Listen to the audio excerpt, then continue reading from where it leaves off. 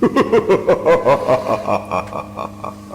is Jacob Carver, and we're in the butcher shop today, and I have with me Brian from Midnight's Gaming Emporium, and Courtney. She's an independent horror actress, my friend, and we worked on some stuff together.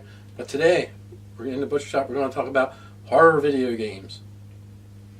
We're not going to talk about all of them. Right now, we're just going to concentrate on the NES, Super Nintendo, Genesis era, with a little bit of Atari, and also arcade. Yeah, for all you new school people that never heard of an arcade or actually went to one, we're going to talk about some arcade games that me and Brian probably played when we hooked out of school, like way back when. And hell, I'm 28, and if you guys haven't heard of an arcade, shame on you. Shame on you. Yeah, shame on you. Shame. Shame. Damn, all right. kids. What do you want to start with? Satan's Hollow. Satan's Hollow, yeah. I spent lots of quarters playing Satan's Hollow. Yeah, I did too. It was a Golga type shooter where you got to shoot gargoyles to collect a bridge. Once you got the bridge completed, you went and fought Satan. The big man himself. Yep. And you're going to find something out. A lot of these games are all about fighting and killing Satan. Fight the devil and the dark demonic forces. Yeah, that's horrible. Such a bad thing that they thought Satan was such a horrible person. Poor Satan. Why can't anybody just leave him alone? Yeah. Next up on the list, we got Splatterhouse. One that was very notorious because you got to play basically as Jason, trying to rescue your girlfriend. And I just so happen to have a copy of the game for the TurboGrafx 16 to show to everybody. Basically, it was a side-scroller. You got different weapons, but mainly use your fist to fight your way through basically zombies and swamp monsters and stuff like that. You didn't even actually fight human beings with it.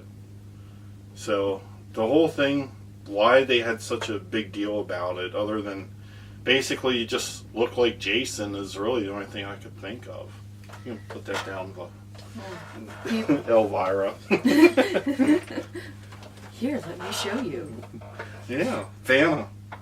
Vanna turned a letter. I'll take an A. You have any other games you ever played in the arcade? Ghosts and Goblins. So basically, Ghosts and Goblins, you play as the character Arthur, and you battle various undead creatures along the way to get to the castle to save the princess.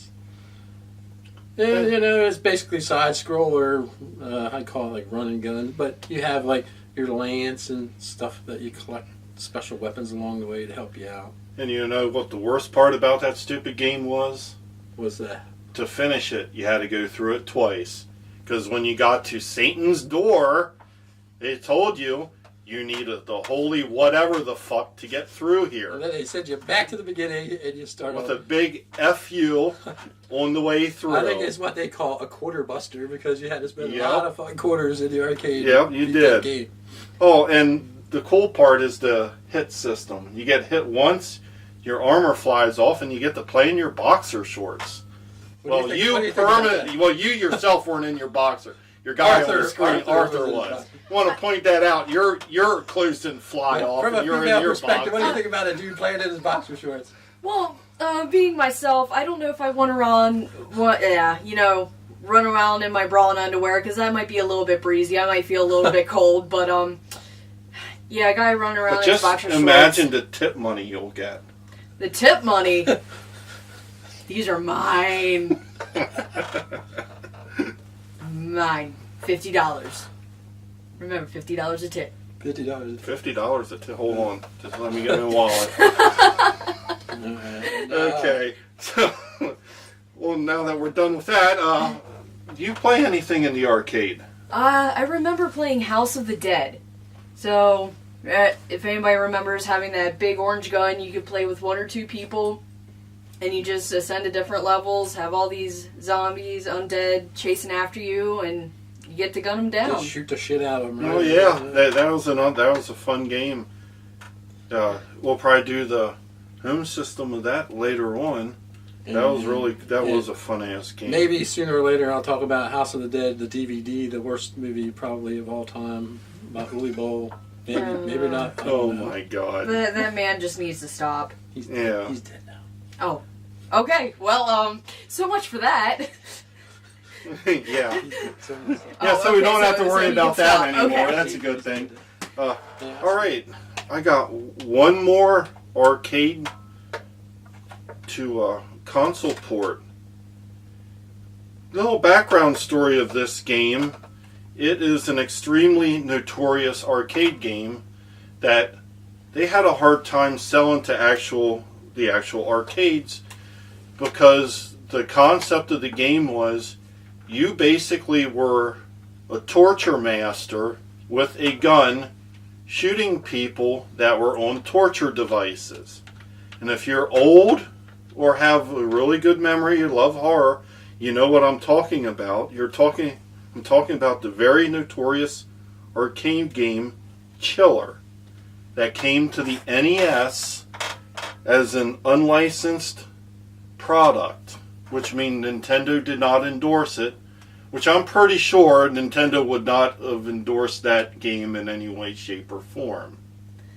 Just because you kill people for fun. Yeah, but you don't know if they did something wrong. I mean... everybody does something wrong sometime. Yeah. I think there's something. Yeah, they could have definitely have done something wrong. You know, they could have, like, woke up in the morning and got out of bed. That'd been worth being massacred over. Well, if somebody kicked my dog, one day, And of course, torture them.